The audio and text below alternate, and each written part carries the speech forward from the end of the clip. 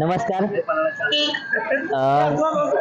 શ્રાવણ માસના પવિત્ર પર્વ નિમિત્તે આજે સિંગવડ તાલુકામાંથી સિંગવડ ગામમાંથી એક કાવડ યાત્રાનું આયોજન કરવામાં આવેલ છે અને અમે અત્યારે છાપરોડ ગામમાં અત્યારે હાજર છે. ત્યાં આગળ ડૉક્ટર પંકજ પટેલ સાહેબ, ડૉક્ટર મનીષ બારે સાહેબ, ડૉક્ટર નિકુંજ દેસાઈ સાહેબ, આ લોકો દ્વારા કાવડ યાત્રાનું સ્વાગત કરવામાં આવ્યું છે. ત્યાં આગળ એ લોકોને પ્રસાદી અને એનું વિતરણ કરવામાં પણ આવ્યું છે. આ યાત્રા સિંગવડ સુધી જવાની છે. મહાદેવ મંદિર, રત્નેશ્વર મહાદેવ મંદિર સિંગવડમાં આ યાત્રા પૂર્ણ થશે અને એના માટે લગભગ 150 ઉપર કાવડ યાત્રીઓ નાના બાળકો સહિત મહિલાઓ સહિત હાજર રહ્યા છે.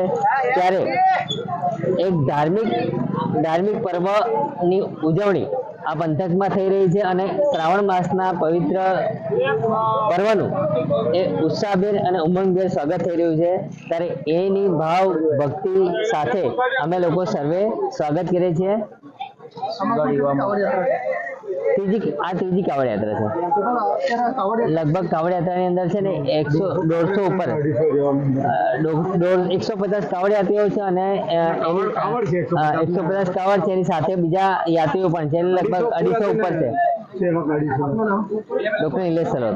શ્રાવણ માસના પહેલા સોમવારે ત્રિવેણી સંગમ બાંડીબારથી કાવડ યાત્રા સિંગવડના હરિભક્તો, શિવ ભક્તો બધા ગામના તથા આજુબાજુના ગામના ભેગા મળી અને ત્યાંથી 125 જેટલી કાવડ લઈ અને સાથે 500 શિવ ભક્તો જોડાઈ અને રંધીકપુર રત્નેશ્વર મહાદેવ મુકામે આવેલ અને ભગવાનને ત્યાંથી જળ લાવી અર્પણ કરેલ.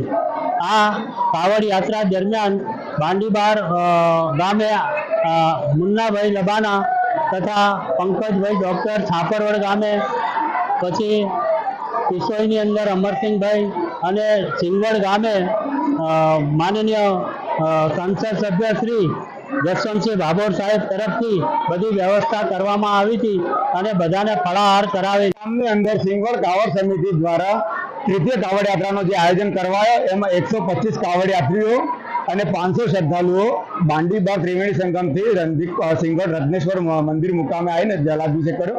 એના માટે બધાને ખૂબ ખૂબ આભાર અને અભિનંદન. અને આવતા વર્ષે આનાથી બી સરસ આયોજન થાય એવી અમારી અપેક્ષાઓ છે અમારા સિંગવડ કાવડ યાત્રા સમિતિ દ્વારાથી.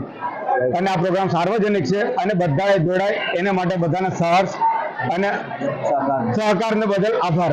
બધાને આભાર. સર્વ હર હર મહાદેવ.